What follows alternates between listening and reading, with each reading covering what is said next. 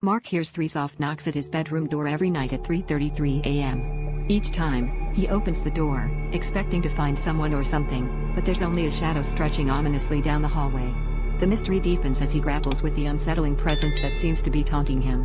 One fateful night, curiosity overtakes him, and he decides to follow the shadow. It guides him to an unfamiliar room he never knew existed in his own home.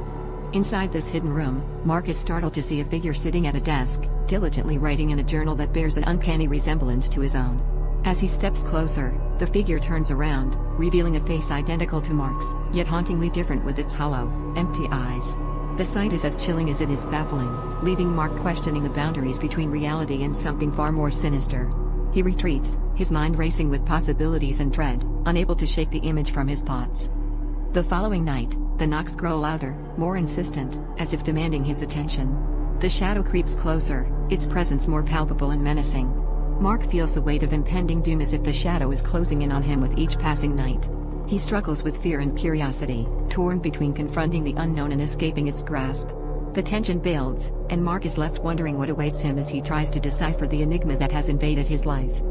Then, one morning, Mark wakes to find a chilling entry in his journal, written in his own handwriting. The words describe his death in vivid detail, and he is left face to face with a terrifying prophecy.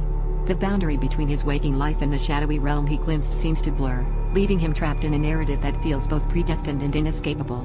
The story ends with Mark caught in a reality where the shadow at the door is not just a figure of fear but a harbinger of his own fate. The dollhouse, an innocent family heirloom, becomes anything but ordinary when the clock strikes 3 a.m. Every night, without fail, this vintage dollhouse awakens, its miniature inhabitants springing to life with an unsettling vigor. At first, these nightly occurrences seem like playful reenactments, but soon they take a darker turn, as the tiny figures begin to depict scenes that grow increasingly violent and disturbing, pulling the family into a living nightmare. As the doll's nighttime dramas escalate, so too do the strange happenings in the real world. Items in the house are inexplicably moved, whispers echo through empty rooms, and shadows dance where light should not be. The family, gripped by fear and confusion, finds themselves trapped in a cycle of terror that blurs the line between the supernatural and their everyday reality. The dollhouse's eerie grip tightens with each passing night, leaving them desperate for answers. Driven by a need to break free from this waking nightmare, the protagonist embarks on a quest to uncover the dollhouse's sinister origins. Digging through the pages of forgotten history, they unravel a tragic tale of betrayal and vengeance. The dollhouse, it turns out, is more than just a toy. It is the vessel of an ancient curse, born from the pain and suffering of a life wronged. Each tiny figure enacts the echoes of a past injustice, replaying a story that demands to be heard. The haunting narrative of the dollhouse serves as a chilling reminder of how the past can seep into the present, turning the familiar into the feared and the mundane into the monstrous. Every night at 3 a.m., it begins again.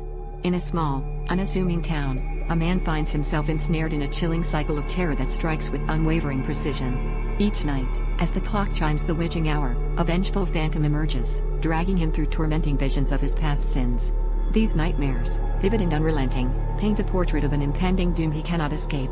As the specter's visits continue, the line between night and day blurs, with the phantom's haunting presence seeping into his waking moments, threatening to unravel his sanity. The man, once skeptical of the supernatural, is thrust into a desperate struggle for his mind. The phantom's relentless reminders of guilt gnaw at him, forcing him to confront the shadows of his past that he thought long buried. His nights become a battlefield of psychological horror, each encounter chipping away at his resolve. The relentless nature of the phantom's visits leaves him teetering on the brink, as friends and family begin to notice the toll it takes on both his mental and physical state. Desperation fuels his quest for answers, driving him to seek the phantom's true identity. He delves into the town's history, uncovering dark secrets and forgotten tales of vengeance that mirror his own plight. The deeper he digs, the more he is forced to reckon with the possibility that the phantom's wrath is not just a product of his imagination but a very real consequence of his own actions. The chilling realization that he alone holds the key to breaking the cycle propels him into a race against time. As the clock ticks towards the next encounter, the man prepares to face his demons, both spectral and personal. His journey through guilt, fear, and the supernatural becomes a harrowing tale of redemption.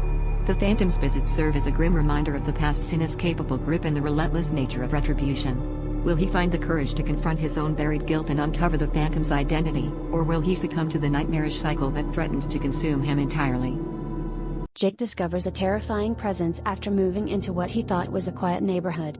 Every night at exactly 3 a.m., he notices a mysterious man standing silently in the window of the house across the street. This eerie figure never moves, yet his presence instills a deep sense of dread. Jake's curiosity and fear drive him to investigate, but each attempt to confront or understand this spectral watcher leads to increasingly disturbing events. As the nights pass, the boundary between reality and nightmare blurs. Jake finds himself trapped in a chilling cycle of fear and paranoia. Strange noises echo through his home, shadows seem to stretch longer, and his once peaceful nights turn into a waking nightmare. Doors creak open by themselves, and shadows flicker in the corners of his vision, as if urging him to unravel the mystery of the motionless figure. His sleepless nights are filled with a sense of impending doom, as the man in the window becomes a constant, unsettling presence in his life. Desperate for answers, Jake delves into the neighborhood's history, only to uncover dark secrets and tragic tales that make him question whether the figure is a ghostly remnant of the past or something more sinister. Each revelation draws him deeper into a web of horror that seems to tighten around him with every passing night. In a desperate bid for clarity, Jake confronts the figure during a stormy night, driven by a mix of fear and determination. But as lightning illuminates the sky, the man in the window disappears, leaving Jake to ponder whether he was ever really there, or if his mind has succumbed to the horrors of his own making.